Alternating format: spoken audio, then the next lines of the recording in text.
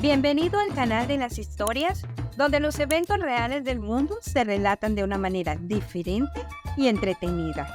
Comenzamos. Esta es la historia verídica de un viejo campesino que no era solo dueño de un banco, sino de varios más. Entre sus propiedades tenía haciendas, negocios, empresas, minas de oro, y llegó a ser el hombre más rico de un país, tanto así que era el prestamista oficial del gobierno. Se dice que llegó a ser el prototipo del empresario rural, campesino por naturaleza, era pragmático, hábil e ingenioso para hacer dinero. A pesar de llegar a ser el hombre más rico de todo un país, nunca negó su origen humilde y acumuló y administró una de las mayores fortunas del siglo XX. Todo esto lo ha convertido en un personaje de leyenda. Todos lo conocían como Don Pepe y vivía en una pequeña ciudad rural famosa por la producción de azúcar, el contrabando de licores, las peleas de gallo clandestinas y el turismo a los santuarios religiosos. La endogamia o matrimonios entre primos atribuían múltiples desequilibrios en miembros de su familia, y él no iba a ser necesariamente la excepción al final de sus días. Lo más interesante de la historia de éxito de Don Pepe fue que su educación no sobrepasó de aprender las letras básicas del alfabeto, sumar y restar de manera simple, pero eso realmente nunca le importó. Es más, ya anciano y multimillonario, alguien un día pretendió corregir su ortografía al criticarle que escribía mal la palabra hacienda, a lo que Don Pepe respondió: «Mire, joven, yo tengo 74 haciendas sin H, ¿y usted cuántas tiene con H?». Mientras fue banquero, le agradaba visitar las sucursales de sus oficinas y observar la operación de manera discreta. No solo una, sino en varias ocasiones fue abordado por los miembros de seguridad o empleados de los bancos para que desocuparan las instalaciones, debido a su aspecto de hombre de calle o campesino pobre. En varias ocasiones fue humillado y empujado a salir de los bancos, pues según ellos, su humilde y descuidada presencia dañaba la imagen de la institución ante los clientes, y en todas las ocasiones tuvo que intervenir embarazosamente el gerente de las sucursales para explicar a los guardas y empleados que la persona a quien humillaban y echaban era realmente el dueño del banco y el hombre más rico del país. Don Pepe, desde que era muy pequeño, sobresalió por su astucia.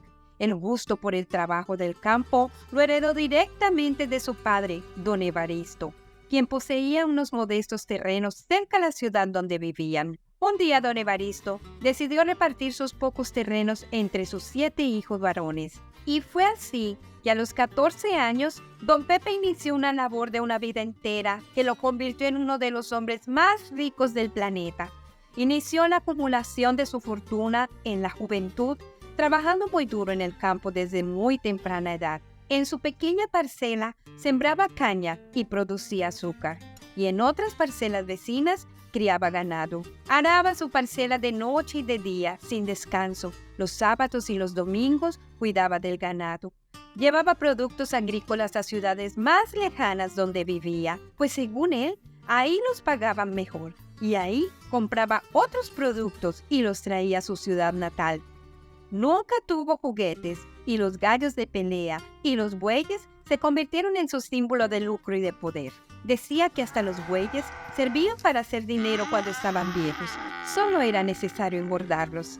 Se casó a los 20 años y a los 28 ya tenía varios hijos naturales y 4 legítimos. Muchas haciendas que se extendían por varios estados, y era el que controlaba el precio del azúcar, el valor de las tierras para la agricultura en 1/3 del país.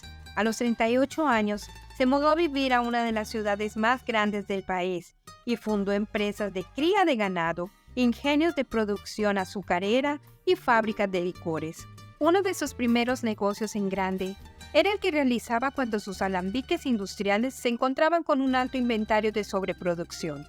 Para salir de los inventarios restantes, organizaba festivales repentinos en los pueblos, convenciendo a los sacerdotes y a los alcaldes, quienes prestaban santos para procesiones, plazas de toros para eventos y la plaza principal para conciertos. A cambio, compartía de la participación en las ganancias por las ventas de licor. Este eficiente manejo de inventario hizo que sus compañías dieran renombre a don Pepe en todo un país como negociante altamente creativo y habilidoso. A pesar de su gran éxito en los negocios, su aspecto continuaba siendo el de una persona humilde del campo, y frecuentemente era confundido con alguien extremadamente pobre. Su riqueza era tan extraordinaria que ni él mismo ya podía llevar cuenta de sus posesiones.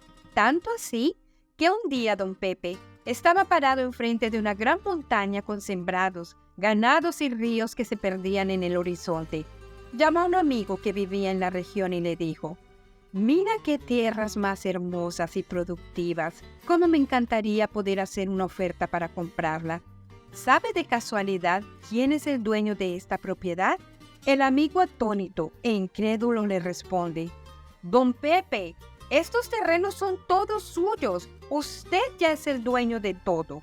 Pronto llegó a la capital del país. Con su apariencia campesina y sus millones, se inició como apostador y gallero y se abrió paso en medio de los opulentos de la ciudad y de los bancos. Fue tanta su influencia económica que llegó a casar a una de sus hijas con un hijo de un expresidente de la nación. Llegó a ser rápidamente el propietario más poderoso de tierras y ganados de la capital, pisando con mucha frecuencia las alfombras rocosas del palacio presidencial. En la capital, rápidamente desapareció la timidez del campesino y se convirtió en el único empresario en ser capaz de sacar continuamente de apuros a los gobiernos de su época. Frecuentemente hacía préstamos al gobierno y abiertamente daba consejos a los líderes políticos y gobernantes. En la gran ciudad, expandió su negocio de haciendas y bancos al del mercado de carne y cuero del país, y hábilmente se quedó con los derechos casi perpetuos de dichas rentas. Aprovechando los problemas financieros de la época y sus conexiones con los gobernantes, hábilmente se hizo el monopolizador de los remates del gobierno para quedarse con bienes estatales, pues normalmente se ofrecían garantías físicas como hipotecas o depósitos anticipados de intereses a prestamistas muy solventes que ayudarán al gobierno.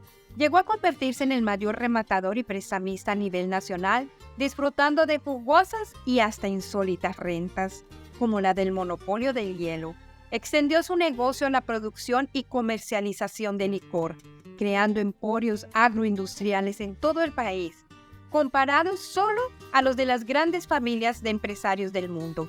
A pesar de ser analfabeta, tecnificó los procesos de siembra y cultivo de caña de azúcar con tecnologías extranjeras y logró producir uno de los mejores licores del continente. Sin embargo, por causa de un accidente de coche, quedó descaderado y desfigurado de por vida. Las contrariedades diarias de la administración de sus negocios y problemas cotidianos de su hogar acentuaban su mal humor y le derrotaban físicamente. A pesar de su riqueza asombrosa, vivía de una manera exageradamente modesta. Nada de lujos ni objetos superfluos. Su fama de mujeriego iba acompañada de la de egoísta y tacaño, y consideraba el ahorro como el valor fundamental en su vida. Nunca elevó sus gastos de representación social o de su familia, incluso cuando llegó a las más altas esferas de la capital. Sus residencias eran amplias, pero austeras, y estaban más dispuestas para tratar de negocios que para ostentar. Aunque tratándose de negocios, era implacable. Su rigidez y fingido desinterés no tenían consideración. El cliente era un enemigo que en la farsa siempre llevaba la peor parte. Dentro de sus más famosas inversiones fue una empresa de ferrocarriles, 3 bancos y una compañía de producción de hielo. Y en todas fracasó. Así fue que se convenció que el principio único de sus negocios era la propiedad raíz y el agro. Ambos eran la única y verdadera manera de generar riqueza de manera permanente y segura. José María Sierra fue más conocido como Don Pepe Sierra, apodado el Becerro de Oro o el Campesino Millonario. Según muchos, las negociaciones que realizó serían vistas hoy como irregulares, pero el sistema de la época era débil y estaba en manos de prestamistas privados para garantizar el equilibrio social. Don Pepe Sierra murió en 1921 en su casa, y la fortuna que creó A pesar de las múltiples subdivisiones, sigue siendo sólida. Su nombre es recordado por uno de los más ricos y jocosos anecdotarios populares. Su vida y su obra son temas de trabajo de los especialistas como estudio básico para comprender muchos aspectos de la historia social y empresarial de todo un país. Si te gustó esta historia de la vida real, anímate, dale un like y suscríbete a nuestro canal de las historias, donde las historias reales hacen historia.